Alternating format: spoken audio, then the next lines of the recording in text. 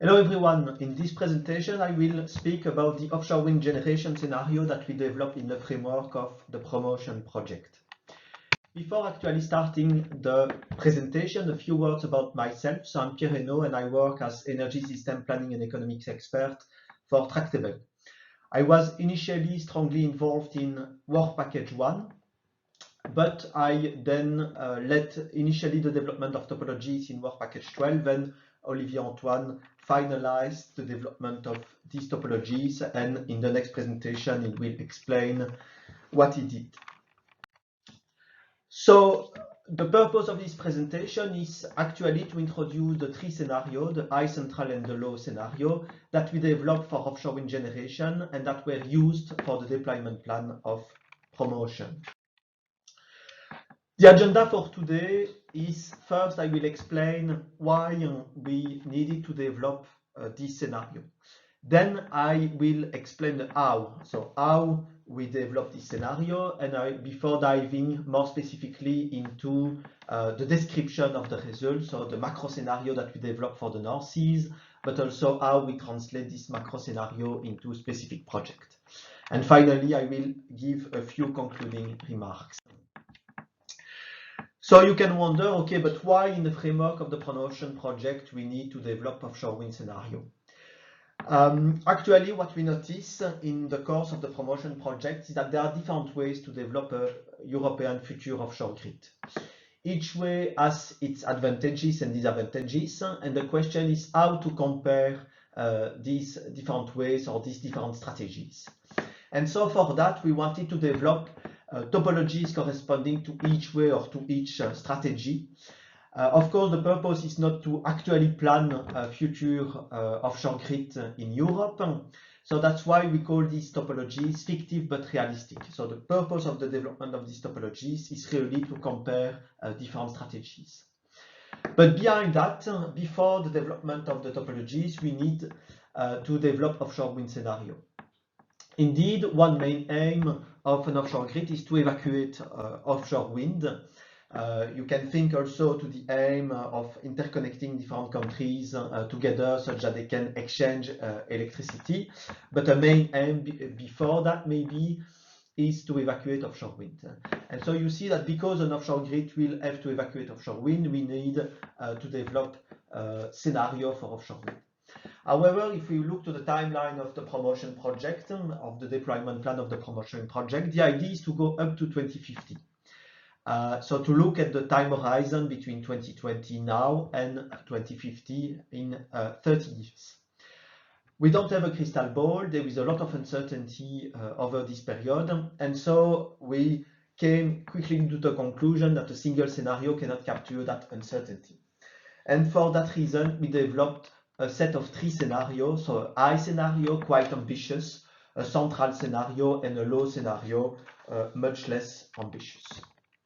So this is to explain why we needed to develop this scenario. A few words now about how we actually developed this scenario. So what we did is we adopted a two-step approach. First, we defined three macro scenarios for the North Sea. So what we mean by macro scenario is to define numbers of installed offshore wind capacity for the various countries in the North Seas, but without specific location. But then to develop topologies associated to an offshore grid, we need to know exactly where this offshore wind energy will be developed. And so that's the reason why we translate in a second step the macro scenario into specific projects. So the first step, how we define a macro scenario for the North Sea, so general numbers giving the evolution of the installed capacity along time for the various countries in the North Sea. For that, we proceeded in two steps. First, we define macro scenario for the North Seas in general, so without a detailed country per country. And then we had actually a country allocation, so we divided this macro scenario for the North Sea into numbers for the different countries. For the first step, so the macro scenario for the North Seas, what we did is first to analyze the status quo, so where are we in 2020 typically, and we analyzed also existing scenario. We are not the first one proposing scenario for the North Seas. So we look at previous scenarios that were proposed by various stakeholders. We also consulted within the promotion the various partners to have a little bit their view about how it should evolve, and on that basis we define this macro scenario. And then for the second step, so the country allocation, we combined this macro scenario with an analysis of the bathymetry and wind resources in the various countries. Also, former scenarios or existing scenario, they do propose also a country allocation, so a split of offshore wind capacity between the various countries, and especially Wind Europe scenario and ENSOE scenario, they propose that. And also we analyze the peak load of the various countries to try to have an evolution of the installed offshore wind capacity in line somehow with the size of the power system in the various countries. And so based on that, we have the country allocation.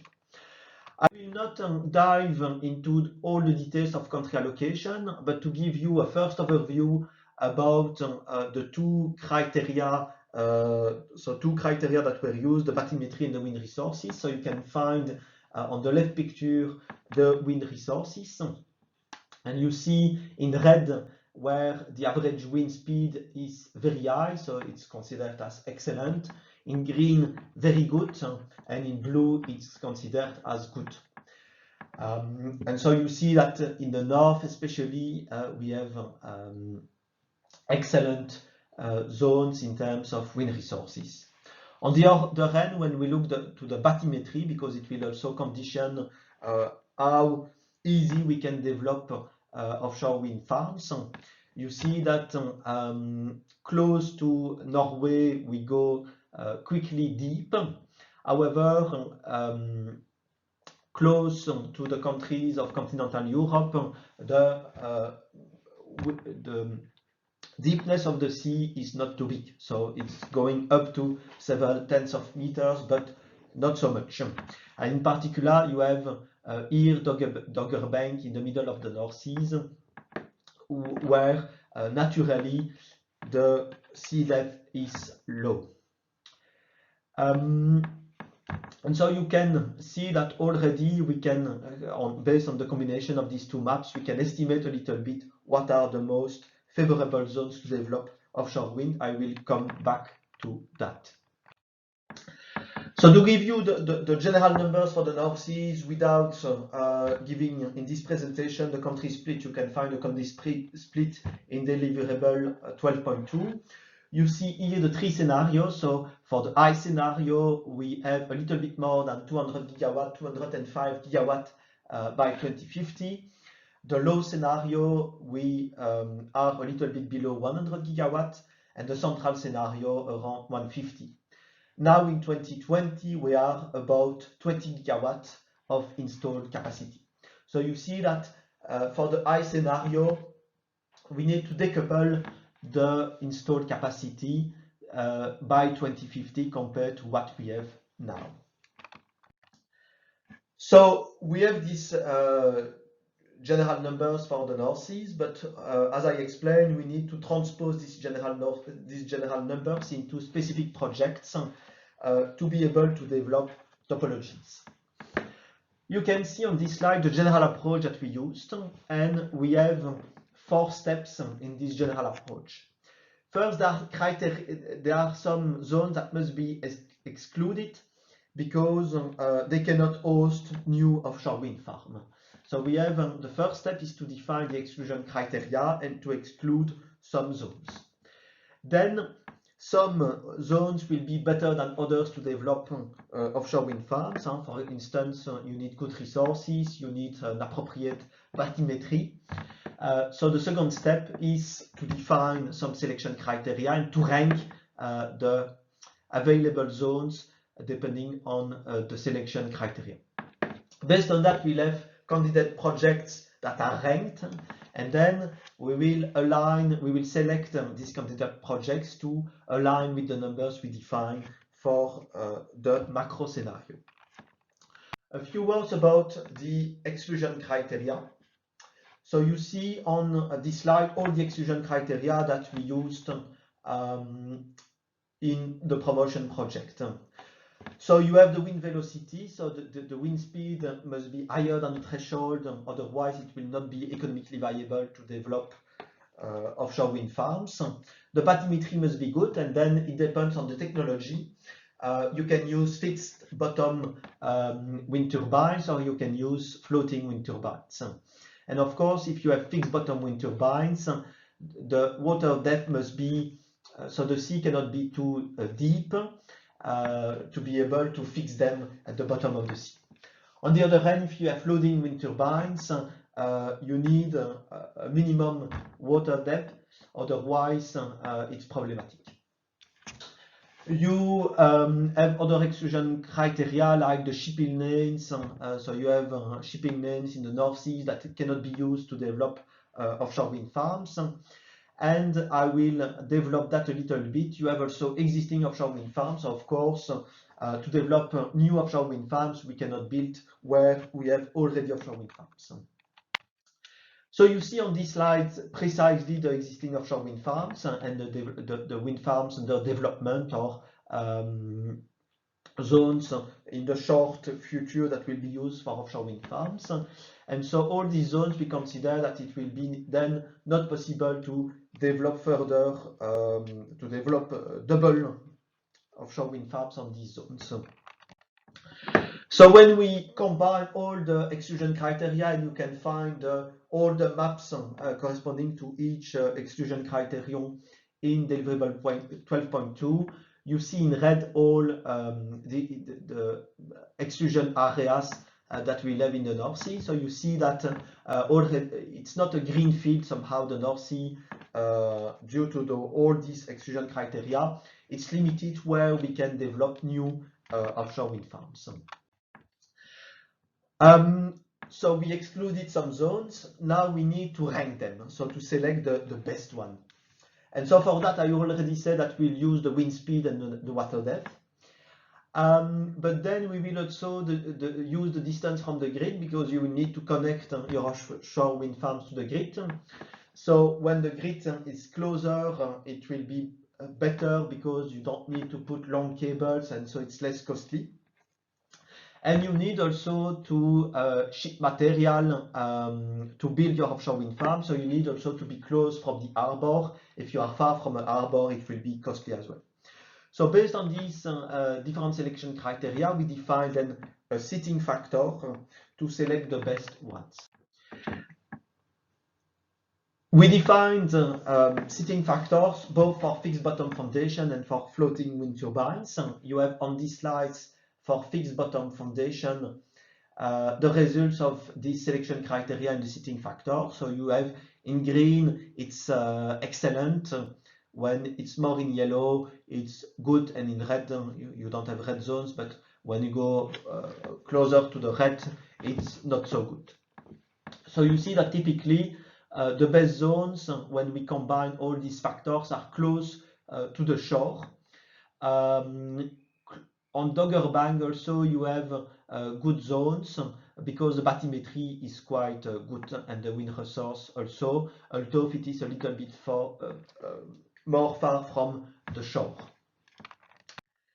So for floating wind turbines, then you need deep zones. So you have again in green the most appropriate zones for floating wind turbines. So you see that it's not the same as for the fixed bottom foundation. So when we combine the exclusion criteria and the selection criteria, we have then the candidate projects. So you see in yellow the candidate projects with fixed foundations, and in blue the candidate projects with floating foundations. And then we need then to select according to their seating factor these zones to meet the targets that we defined in the macro scenario. So you have here, for instance, for the high scenario, the zones that we selected. So you see that we are close. We have a lot of zones close to the shore, but also some zones on Dogger Bank for the high scenario when we go up to 205 gigawatt.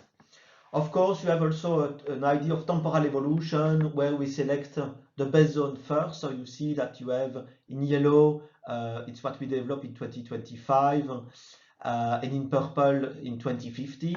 So the zones that are developed evolves along time. I don't give here all the details. You have also more details in development 12.2. So for the central scenario, you see that we select zones again close to the shore and less on Dogger Bank. And then for the low scenario, it's purely close to the shore. So some concluding remarks about this work. As I already emphasized, you have more information in deliverable 12.2 about the development of this scenario. You can have a look on the promotion website for that. I would like to emphasize also some limitations of the approach. For the moment, we selected offshore wind farms independently on from the future grid development. So we took as a starting point for the proximity to the grid the current grid. Of course, the grid will evolve, and the evolution of the grid can impact also the selection of offshore wind farms. So if we do not consider how the grid can evolve in the selection of offshore wind farms, we are going to be suboptimal. A second limitation is that we selected offshore wind farm individually and independently, while synergies can exist between the development of offshore wind farms that are close to each other. For example, if you want to develop in a coordinated way an offshore grid. We perform an arbitrary division between floating and fixed foundations, but if you have a larger share of floating, it could be a game changer because you observe on the maps that the location is not the same for floating and fixed foundations. We used also national targets to split already the numbers for the macro scenario between the various countries. Because we used then national targets, we did not fully select the optimal zone at a European level. So obviously it's not an optimum at the European level. So if we take into account the limitations of this approach to look forward, the main recommendation that we can issue is that we need a coordinated maritime spatial planning. So to develop in a coordinated manner the offshore wind farms and the offshore grid. To do that not only at a national level, but also at a European level, so to have a strong coordination between countries. Thank you for your attention, and so for further questions, don't hesitate to contact me.